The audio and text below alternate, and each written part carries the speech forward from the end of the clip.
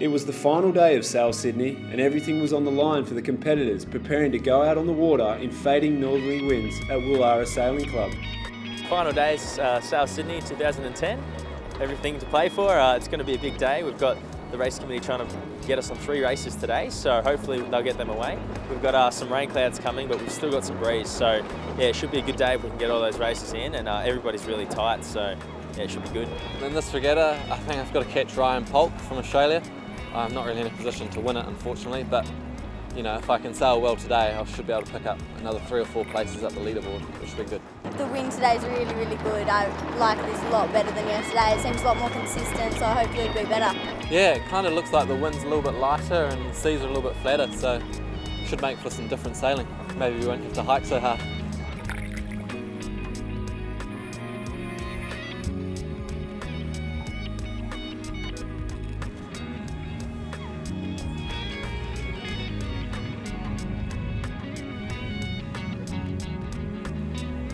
It's fantastic. I love sailing up here. It's really good.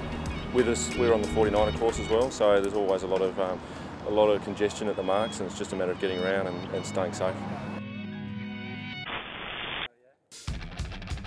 In the moth class, the 23 boat fleet made a dramatic sight on Sydney Harbour, and one man was dominating the field. Scott Babbage won 7 of the 12 races in the regatta for a final score of just 13. And now has his sights firmly set on the World Championships. It was pretty much a 2-horse race between myself and Rob from Tasmania, so I just had to keep on top of him, and I think in the first race he broke something, so that meant I had a nice sort of points buffer. I'm really happy to have won Sail Sydney this year. The moth fleet has been really competitive, and yeah, it's a perfect lead-in for our World Championship. In the 49ers, the battle for the title here in Sydney was between the Aussies, Nathan Outeridge and Ian Jensen, and the Kiwi team of Peter Burling and Blair Took.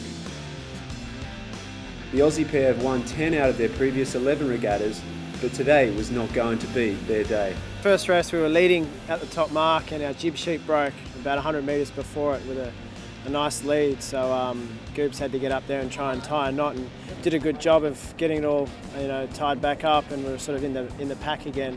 You know, it was a disappointing race considering we had a nice lead at the start. The door was now open for the Kiwis to extend their lead and take the title. Yeah, we are. Obviously, it's pretty tricky 4 days, and Nathan and them were only a few points behind us going into today, so we still had a bit of pressure on, and we managed to have a few good races and come away with the win, so stoked. In the laser class, triple world champion Tom Slingsby continued to dominate the event.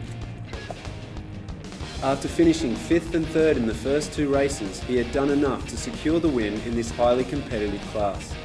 Yeah, it's always good. It's always a challenge on the harbour with ferries and ships and all sort of luxury boats heading around with big waves, but it's always a challenge, and yeah, I love coming here and racing. Yeah, I'll be in Sail Melbourne, and there should be a few more really good guys from around the world. There's Nick Thompson from England who will be there. He's one of the top in the world, so yeah, it'll be a good challenge.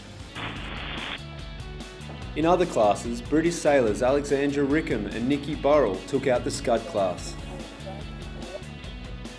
In the 2.4s, Oz 32 Greg Hyde remained undefeated to win the class. The Laser 4.7 saw a close contest between Dylan Gore, Madison Kennedy and Kylis Johnson, but Gore had done enough to secure the win. In the 29ers, the class was dominated by Byron White and Ashlyn Rooklin. The RSX class became the Italian job, with wins for Flavia Tartaglini and Marco Baglioni. In the Dying Breeze, Angus Galloway and Alex Goff took out the 420s. Dutch sailor Marit Bouwmeester secured victory in the Laser Radial. And in the 470s, victory went to Sasha and Will Ryan and Hannah Natras and Chelsea Hall. With 2 events in the Sail Down Under series complete, the sailors now head to Melbourne.